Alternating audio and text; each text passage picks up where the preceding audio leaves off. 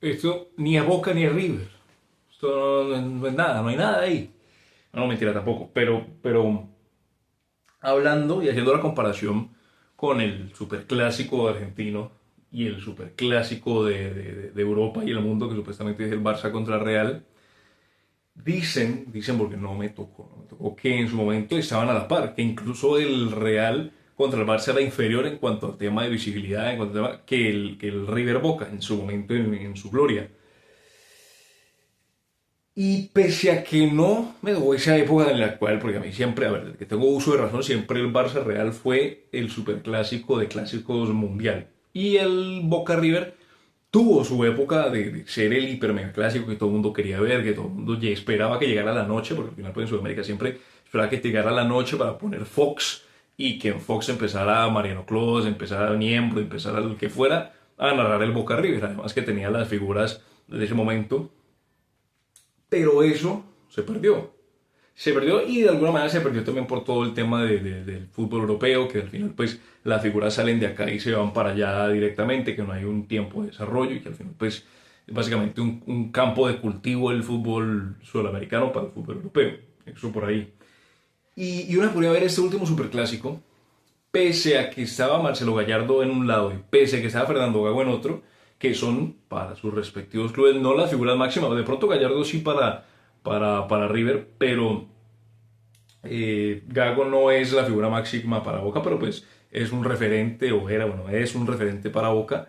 Uno escucha un Boca River y antes, recuerdo, porque sí me tocó eso, uno decir, uy, Boca River, ojo, vamos a verlo, vamos a ponerle cuidado, vamos a observar, vamos a ver qué hay, pero ahora uno escucha un Boca River y uno dice, muy bien, excelente. O sea, no tiene mayor morbo, no tiene mayor necesidad, no hay una curiosidad por ver, por escuchar, ni está lo que pasaba antes de las previas, que cada programa deportivo que uno prendiera empezaban a hablar del Boca River, que quién gana, que quién pierde, que quién tiene más posibilidad de ganar, que quién sale peor parado. O sea, eso ya no hay esa previa, esa emoción, ese murmullo. Obviamente, pues internamente dentro de Argentina sí, porque pues al final es Boca River y puede para 1500 años, al final va a seguir siendo el Boca River, pero no es ese Boca River que había en su momento. Y pienso yo que son por dos razones. Una, que ninguno de los dos equipos viene de ser hiper mega campeón. Por ejemplo, en su momento el River de Gallardo venía de ser el campeón de Copa Libertadores, venía de ganarle la final a Boca, entonces había ese morbo, ese añadido para decir, uy, Boca River, cuidado. Pero hoy en día, ninguno de los dos está peleando por competencia internacional. Ninguno de los dos tiene figuras mundiales importantes, porque pues sí, Boca podrá tener a Cavani, podrá tener a Marchesín, podrá tener a Rojo, pero pues no, fuera de Cavani, aunque Cavani pues ya está, digamos, en el ocaso de la carrera, no tiene figuras ni siquiera mundiales, internacionales que uno diga, curioso, curioso.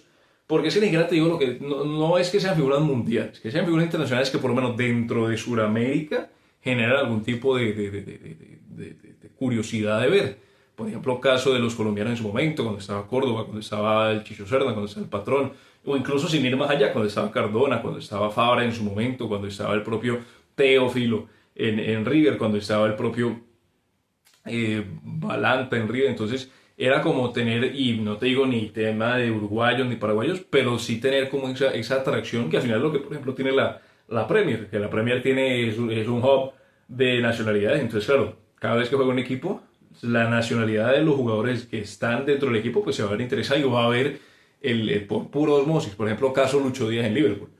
Uno ve el Liverpool siendo colombiano por Lucho.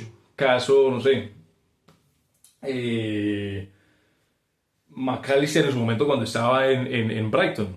Se veía al Brighton no por el Brighton, por McAllister. Entonces, claro, transportar eso ahora a lo que es un Boca River, claro, si está lleno de argentinos, que al final pues, es normal porque juegan en Argentina y los clubes argentinos, pero pues le quita un poco ese elemento internacional, pese al atractivo que de por sí tienen ambos equipos. Eso por un lado. Y por otro es que no hay figuras mundiales por el hecho de que todas se van. O sea, no han cumplido ni siquiera un mes dentro del equipo de la primera y ya están, no, que si hay rumores de venta para tal lado, que si hay rumores de venta para tal otro, que si se va para acá, que si se va para allá, que si esto, que lo otro, ti. Y al final, claro, dura un año, 3 meses y se van. Y se quedan los que son figura, pero no los que son figuras de gran nivel.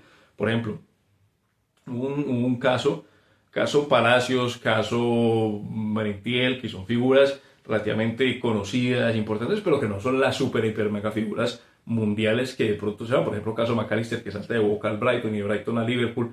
Caso River con Julián Álvarez, caso River con Enzo Fernández, caso River con el propio Montiel, que son figuras que al final los tipos, precisamente el River de Gallardo tenía ese atractivo porque son jugadores que se desarrollaron en el club, pero no solamente se desarrollaron y se fueron, sino que se desarrollaron, tuvieron una etapa para poder tener ese apego con el hincha, y ya después es que se van. Obviamente el apego se gana ganando, valga la redundancia, se gana quedando campeón, se gana quedando jugando bien, pero hay que tener un tiempo para que el hincha reconozca y se apropie, entre comillas, de esos jugadores y los sienta como propios, como insignias del club, de alguna manera, cosa la cual no pasa ahora. Entonces, claro, uno ve un Boca River, uno dice, a ninguno de estos tipos los conozco, pese a que sean prospectos, pese a que sean promesas, uno como hincha dice, bueno, yo a Boca River conozco el nombre y conozco el escudo del equipo, conozco los colores, pero me pongo al partido, no conozco a ninguno de estos tipos, o sea, no conozco al lateral, no conozco al central, no conozco al extremo, no conozco al medio, no conozco a duras penas, conozco al delantero,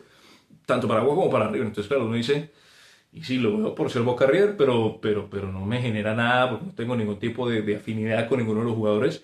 No es como que esté esperando que tal jugador desborde, que tal jugador, porque no los conozco. No los conozco porque, claro, llegan, se venden y se van.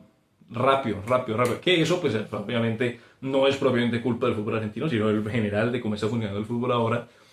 Pero es eso, es que ya Boca River ha perdido porque ya no hay sentido de pertenencia. Que sí, Boca, River, que la gente internamente en Argentina quiere que gane uno, quiere que gane el otro, pero para ser un clásico como era en su momento, hay que las personas de otros países, de otras regiones, tengan ese mismo sentido de pertenencia, porque al final hinchas de Boca y River hay por todo lado, pero que realmente se sienta a ver un Boca River y que hablen, y que haya discusión, y que en los programas de televisión digan este, hay que tener cierto tipo de arraigo que ya no hay hoy en día. Por lo mismo que te digo, juegan 10 partidos, se van, o juegan y no los conoce nadie.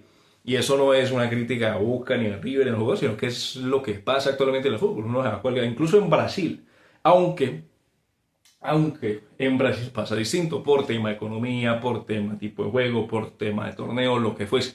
Pero es distinto, porque al final pues, los equipos de alguna manera tienen ese lazo entre jugadores, afición, que al final genera que el club suba y genere mucho más, tanto en tema de visualización como en tema de... Entonces, es curioso ver cómo pasar de ese Boca River de jugadores que eran conocidos, que tenían renombre, que además estaban peleando por cosas importantes en el nivel internacional, a un Boca River donde casi no se conocen los jugadores, pese a lo que te digo, pese a que sean figuras y que sean prospectos, no se conocen a los jugadores, no se conoce, o sea, no hay mayor arraigo dentro de la afición y demás. Entonces es como que, bueno, ¿qué hacemos aquí?